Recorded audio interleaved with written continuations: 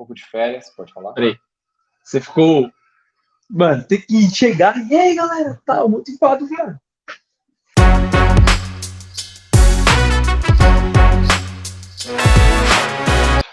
Fala, galera, estamos chegando aqui com mais um episódio, o quarto episódio da nossa série aqui, Sampa Jampa. A gente ficou um pouco fora aí nos últimos dias, mas a gente está voltando aí para falar um pouco sobre Application Service e como isso se encaixa ali no contexto do Python, né, usando Flex API. Estou aí junto com o Abraão. Abraão, quiser dar um alôzinho para a galera? Boa, e aí, essa galera, beleza? Bom, estava um pouco sumido, mas voltou com tudo. E é isso, hoje vamos falar uma parte bem legal, que é o capítulo 4, onde ele fala sobre Service e um pouco produzindo Flex API, que é o framework de Python para web. Eu acho que talvez está aí, tá entre o segundo framework mais usado, acho que talvez perca ainda por Django, e tem perdido um pouco de espaço ali para o Fast API. Talvez a gente possa... Aí vocês comentem aqui embaixo o que vocês acham da gente lançar uma série falando sobre os framework web de Python, né? Então, Bacana. é isso. O quarto capítulo, lembrando que os anteriores a gente falou sobre repositório, falou sobre domain model, e o último foi sobre abstrações, né? E a gente chega nesse quarto capítulo falando sobre serviços, ok? Então seria uma camada entre minha orquestração de domínio e repositório, né? E no livro, Abraão, ele comenta bem, ele dá um exemplo, meio que uma violação, correto? Do tipo, utilizando ali na Flask API, que seria um entry point, uma controller, para acesso ao repositório, né? Quando a gente tem uma controller, um seu entry point, acessando o repositório diretamente, pegando o domínio e deixando o código um pouco pesado ali na controller, deixando o código muito difícil de ler, aí ele dá a dica para usar a service, né? Você consegue dar uma detalhada por que utilizar a service, o quanto ela é importante no cenário onde o seu código ali no seu entry point, na sua controller, ele fica bem difícil de ser testado ou fica bem difícil de ser entendido? Pô, legal. Assim, eu gosto muito de pegar a service, né, e entender como um orquestrador, né? Literalmente, alguém que vai estar ditando o ritmo e mudando o fluxo de acordo com um determinado user case. Exemplo, né? Vamos lá. Eu preciso criar um pedido, né? Eu tenho que criar um pedido. Só que o criar um pedido, ele é um contexto. Ele tem vários domínios dele e inerente a isso tem várias coisas de, de avisos, né? Tipo, eu preciso tirar uma nota fiscal, vou ter que comunicar entre serviços, vou ter que comunicar entre domínios, né? Então, cara, é nesses casos que eu preciso orquestrar o uso de vários serviços, né? De vários domínios, eu uso o application service, né? O service que o livro dá aí. Eu já vi vários nomes como handler, o próprio orquestrador. Ótimo. E vários livros. Para quem utiliza bastante CQRS como arquitetura, né, o nome se daria como handler ou como apenas serviço, né? Então, ótimo exemplo. Em vez de você deixar o seu código todo acoplado, ok, numa controller, aquela controller cheia de linhas, você criaria um serviço que orquestra isso. E a orquestração nada mais é do que você pegar o domínio, carregar em memória através do repositório, fazer alguma tratativa nele, colocar mais dados, tirar dados e salvar. Basicamente isso. Ou chamar outros, ou disparar um e-mail, disparar alguma mensagem na fila. Mas basicamente o service faria esse, como posso dizer, essa orquestração que você tinha comentado. É perfeito essa palavra, orquestração de domínio, né? Ele recupera o domínio através do repositório, depois, pelo próprio repositório, ele manda salvar ou chama algum outro tipo de repositório, né? É o que ficou bem conhecido, principalmente essa service aí, ganhou outros nomes, né? Mas no final do dia representa a mesma coisa, né? Eu vou ter que a camada acima do meu domínio e a minha camada abaixo do meu entry point, onde eu vou orquestrar totalmente o meu domínio. Perfeito. A gente pode mostrar um exemplo aqui, Abraão, só para ver Boa. como que fica um Boa. exemplo ruim, tá? De como não usar no controller, beleza? E depois a gente mostra como que fica a solução mais adequada utilizando o service. O que você acha? Boa, pode ser. Pode eu dar um share aqui na minha tela e Já aí a joguei gente aqui vê. pra gente. Bom, o livro, eu fiz até uma modificação na, na aplicação, porque o próprio livro ele traz muito código escrito na própria aplicação, né? Tem uma adenda, Abraão. Né? Nesse episódio, pessoal, vocês vão ver que esse exemplo que o Abraão deu aí, que ele traz a instanciação do repositório na controller, a instanciação da sessão, até do próprio modelo, né, do domínio, só que ele fala que vai resolver isso num próximo capítulo, tá? Utilizando o Dependency Injection. Então, só para dar um... repositório. Se a gente for lá no teste, a gente tem um teste, né, que é o nosso endpoint nesse caso, está batendo na service, está entrando no domínio, está entrando na Abstract Repository. E aqui, ao invés de bater no banco, né, de fato, na infraestrutura, está batendo no fake repository que está em memória. Então, acho que é isso. E aí a gente vai ver um exemplo bem ruim. E por que é importante ter uma service, né? Vamos lá. Beleza. Tá aqui, né? Um exemplo do caso ruim, né? Eu tenho um SQL, eu tenho a chamada do banco de dados, né, aqui. Eu tenho vários códigos que vão se repetir, né, durante a minha aplicação, e esse código aqui inviabiliza o teste. Como assim, Teste Abraão? unitário, correto? O teste unitário, correto, exatamente, o teste unitário. Porque eu não vou conseguir jamais passar essa seleção para esse endpoint, né, para esse path da controller. Né? Eu não consigo passar para ele. Como é que eu vou criar isso? Então, não tenho como mocar isso aqui. E, e outro lance é que você vê que tem muita coisa dentro da minha controller. Muita coisa. Ela não precisa disso. Informações que vão se repetir em outros paths, inclusive.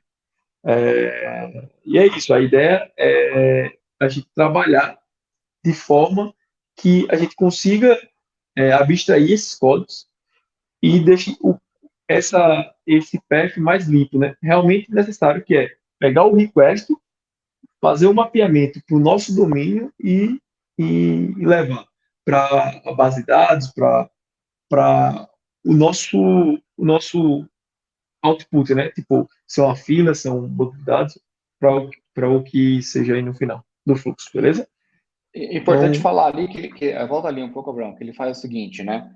Você vê esse código aí pesadíssimo, difícil de ser testado, e tem muita responsabilidade. Ele abre a sessão, ele pega do repositório, ele valida ali, valida de SKU, depois ele faz outra validação, depois ele dá o commit no banco e devolve o resultado, né? É muito complicado de testar, assim, exemplo claro de como não se fazer um código onde o code smear é bem alarmante aí, entende?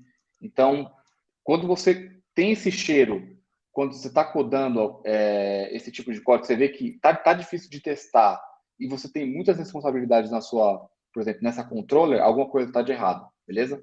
Acho que fica bacana de mostrar agora um exemplo melhor, né?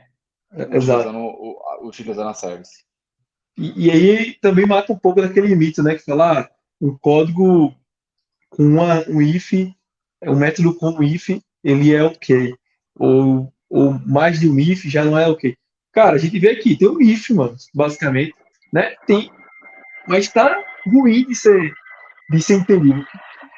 O que é importante entender dessas métricas, claro que, cara, tiver mais de um if, já fica, opa, peraí, vamos olhar mesmo, mas que só tem um if, mesmo assim, então, algo muito ruim, né? Então, acho que esse é o ponto, é você conseguir entender que, cara, tem mais de uma responsabilidade, né? Esse problema do método não é a quantidade de código, não é a quantidade de fluxo que ele está levando, e sim a quantidade de responsabilidade que ele está tendo. Ele está tendo mais de uma responsabilidade, ele está tendo mais de um motivo de ser modificado, né?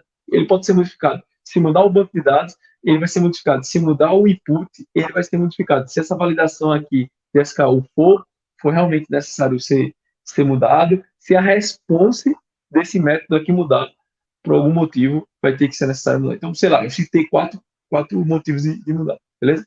Então, aqui a Perfeito. gente tem o código da service, né? Que, que ele fez a service justamente para abstrair o que deveria ser abstraído, né? Ele recebe a sessão que foi instanciada na controller e tem a org line, né? A org line que está vindo da própria do nosso domínio, né? Que ele fez o mapeamento do request para o nosso domínio. E aqui ele faz a valida, ele faz chama o repositor, que é os batch, e aqui ele faz a própria validação e faz o salvamento e já dá um commit, beleza? Que é a inserção Lembra, do. Vou falar. importante aí, Abraão, que ele tá recebendo ali um abstract repositório, né? Não é nem a interface do repositório concreta, né? Então, para a gente testar, é bem fácil. A gente só passa um order line, ok? Para teste unitário e passa um fake repositório. Eu já consigo também testar muito fácil essa parte, beleza? Até consigo passar um fake do session. Esse código tem coisa a melhorar ainda, tá, pessoal? Tem coisa a melhorar ainda.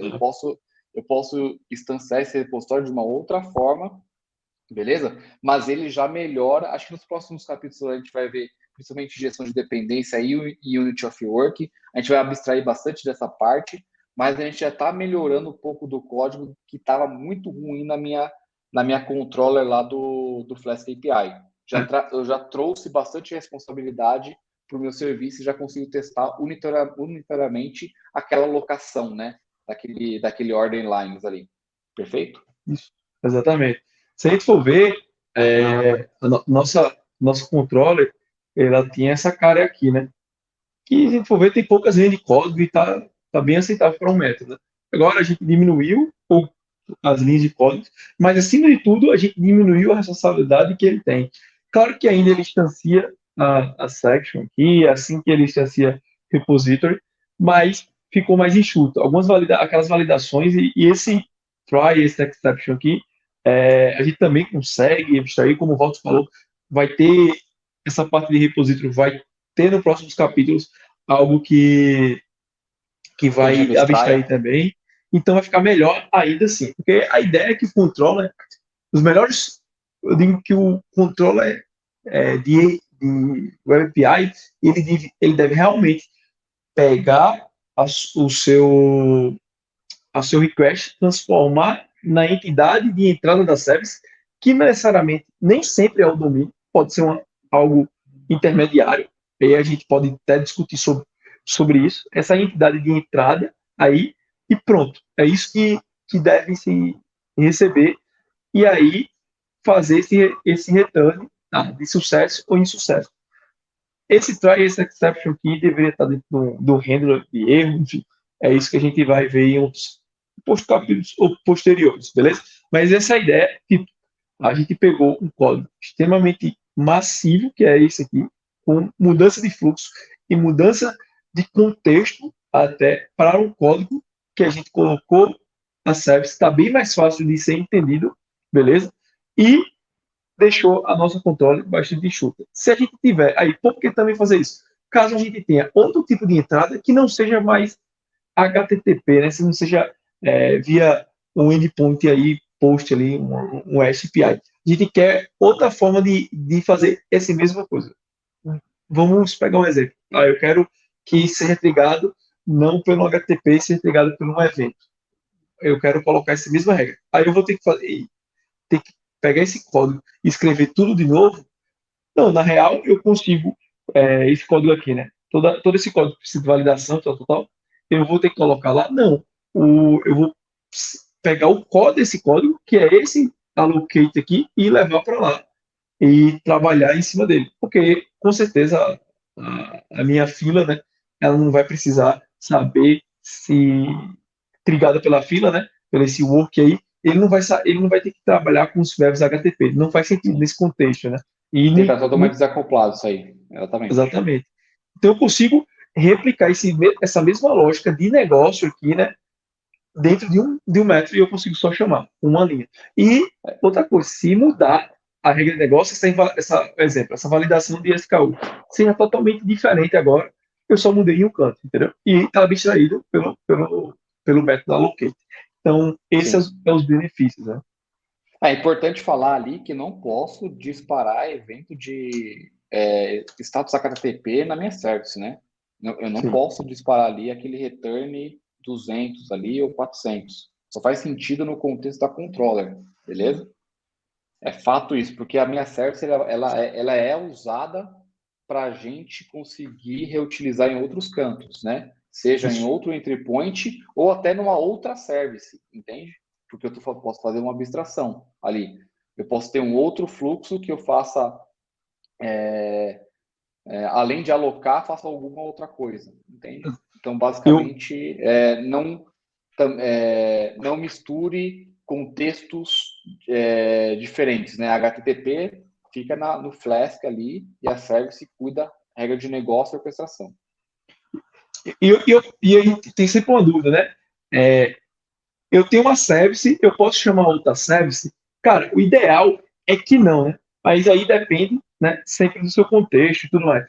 Geralmente, o que eu sempre tento fazer, e aí sempre sem over-engineer, né, é criar uma service orchestration e eu chamo uma service para dentro da outra, né? Eu chamo duas services, tem um orquestrador das services e aí eu vou trabalhando. Porque existe, por exemplo, eu quero tirar fazer um pedido de fato, né? E aí eu tenho esse use case aqui, né? Eu tenho essa service aqui já de esse allocate.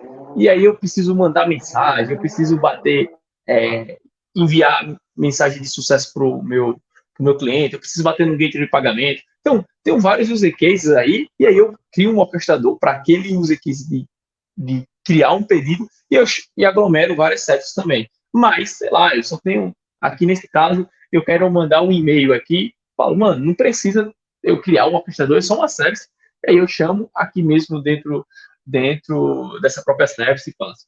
Sem tanto over-engineer, sem seguir as coisas no forma da linha ali, né? No última, como diz o compasso da música, né? Então, cara, veja o seu contexto e faça isso, mas o ideal sempre é ter um, um orquestrador que chame duas ou a mais services, né? Mas Então, você chamaria isso de orquestradores? Cara, não seria certo. Aí fica é, mais confuso para entender, eu acho, né? Orquestra, sei lá, então Order o, Orchestrator, alguma coisa assim? nesse caso, né, eu tenho que fazer o criar pedido, né? Então, Ah, depende do desenho arquitetural, do design arquitetural que está trabalhando. Se fosse um Clean Architect, é bem normal ter esse nome, né? O pretexto de user case. Aí, de user case de criar pedido. Ou algo, criar pedido handler, que aí vai ter uma orquestração nesse sentido aí. Então depende muito do que você está fazendo, que não vai ficar, de fato, confuso, né, nesse ponto. Porque o que seja o service realmente vai ficar estranho, né? Mas, de fato, se você estiver trabalhando com criar, que você normalmente é o que é usado, ou você, nesse caso aqui, poderia ser create pedido service, que só estaria injetando as duas ou três, enfim, service para criar esse pedido de fato, né? Sei lá, o service de gate de pagamento, o service de allocate, o service de envio de e-mail, o service de. eu tenho uma questão aí, tipo, você cria um service por um contexto de criar pedido apenas, ou uma service de pedido, entendeu? Por exemplo, você pode criar pedido e pode cancelar pedido. Você criaria uma service de cancelar pedido service e uma service de create pedido service, alguma coisa assim? E não um Sim. pedido service que tem dois métodos lá de cancelar e de criar? O que você acha melhor?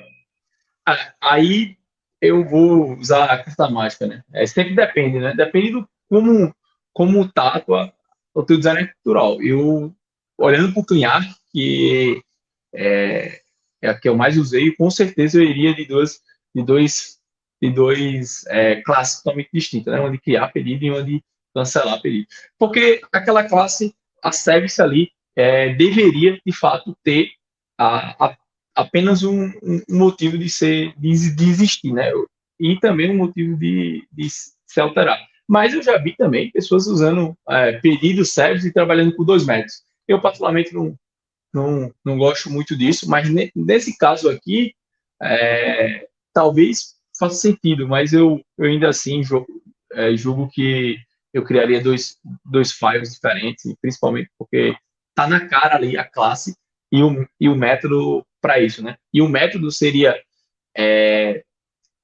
um handler, né? Tipo, não teria esse nome de allocator, né?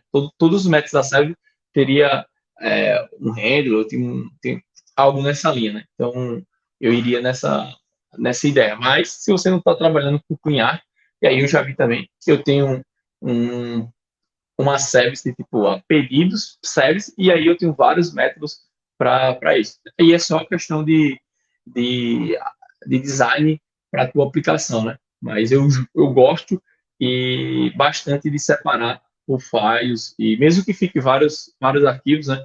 Mas fica muito mais na cara de quando for bater, né? Não, eu voto para só criar só criar para aquele tipo de comando, né? Então, só criar uma classe para, por exemplo, criar pedido, então separar, né? Separar em várias classes, porque é independente da arquitetura, para mim, acho que esse é o melhor approach que tem que seguir. Então, se você tem o seu pedido, ele tem criar e cancelar, cria uma classe para cada um. Cria uma classe chamada criar pedido service, outra classe cancelar pedido service, e lá você coloca suas HGOs, porque às vezes o seu cancelar, o que vai acontecer? O seu cancelar ele precisa de um repositório a mais, entendeu? Ele precisa chamar um e-mail, e o seu criar não. Então imagine que você colocou tudo isso numa classe só, na hora que você for testar, você vai precisar, pô, você só quer testar o criar pedido, você vai ter que mocar a parte de e-mail ali, vai dependendo, vai deixar mais complicado. Então É, o, essa separação ajuda no teste. Tudo no final vai ajudar isso, você a testar. Tudo no final vai ajudar você a testar. Se você está exato. testando, está difícil para testar, o seu design está muito ruim, entendeu? O, Muda. esse eu acho que é o principal benefício de separar, que é a questão de teste, né? É que no mundo de Python as coisas ficam mais simples porque você pode dar um create ali você não tem uma injeção de dependência como você tem em linguagens como Java, como .NET, você consegue ter os transientes, ter ter o scoped, e o singleton, né? Então, em Python você pode pular isso aí de uma maneira um pouco mais fácil, mas, de fato, isso é o mais legal e o mais interessante para fazer, porque não só a ajuda na legibilidade do código, como ajuda a testar e ajuda as pessoas a, a criar a bater o olho e entender já o que está fazendo. Porque é um inferno quando você pega uma série, tem vários métodos, e é horrível tratar elas porque ela tem várias.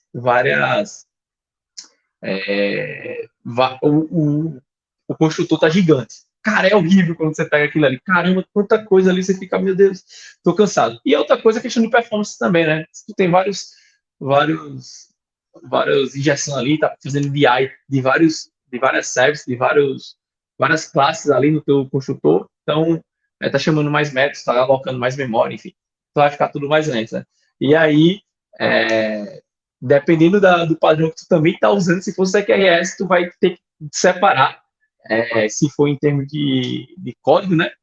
Também porque tem de infraestrutura, que tu vai ter que separar em duas classes, né? Em dois, não tem muito o que fazer, né? Tu vai ter que ter o de write e o de read, né? Tu vai ter o banco de escrita e o banco de leitura. Então, é isso. Então, visando performance, cara, esse é o ideal a se fazer, né?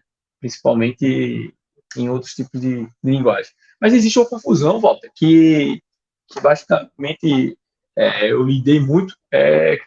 As pessoas perguntam, qual a diferença de domain service e de um application service? Que esse caso aqui é um application service, né? Que inclusive ele coloca no próprio desenho aqui, né? Um service layer, né? Que está comunicando com o domínio e com o repositório, né? Então, a grande diferença Só que eu... mostrando para a galera aqui, que não estava mostrando.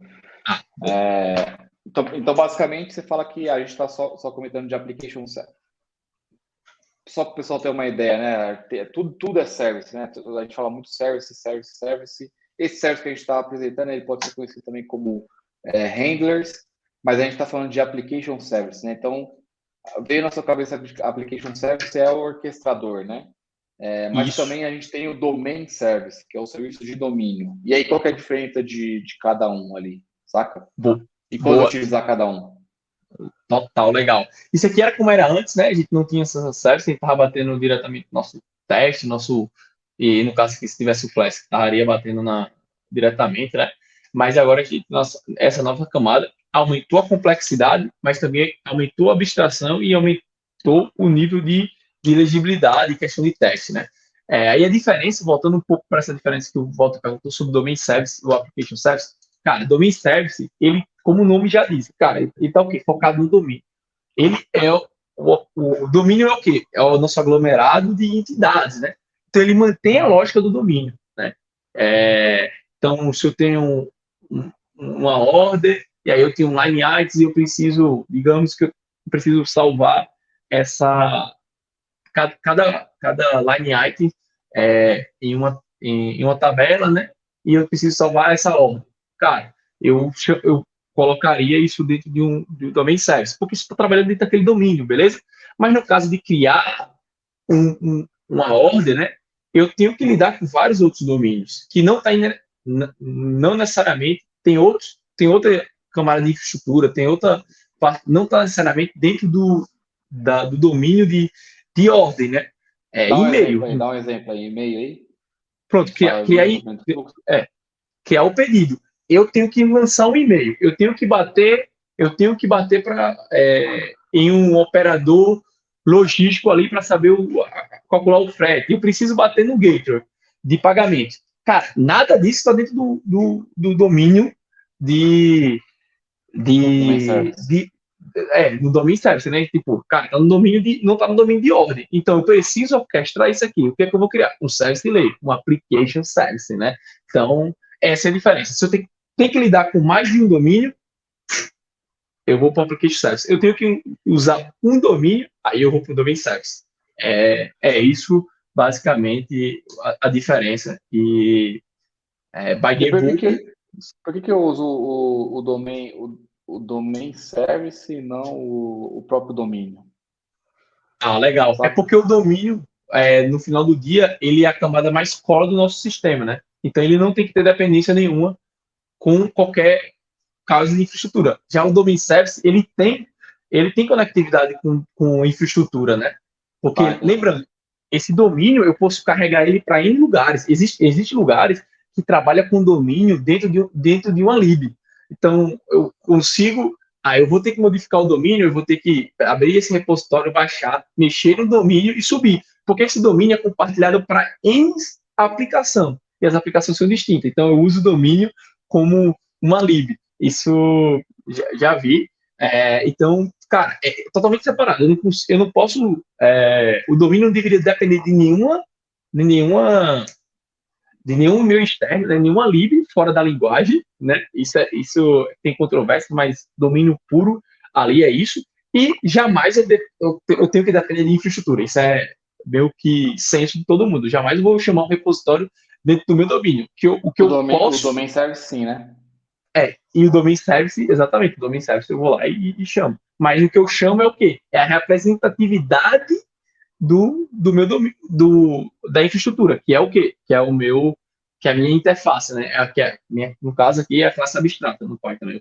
Eu quero fazer esse aqui. Beleza. Tem esse domain service que justamente coloca isso. Um exemplo bom que fica aí para encerrar, tipo, um cálculo, o livro até dá esse exemplo, né? Um cálculo de imposto, entendeu? Cálculo de imposto envolve, pode envolver bastante repositórios ali, né? Que você tem que pegar o imposto que está cadastrado na base, de um domínio de pedidos, por exemplo. Então, tem aquele tal, calcular imposto do pedido, tal, alguma coisa assim. Cálculo de imposto domain service, vamos supor.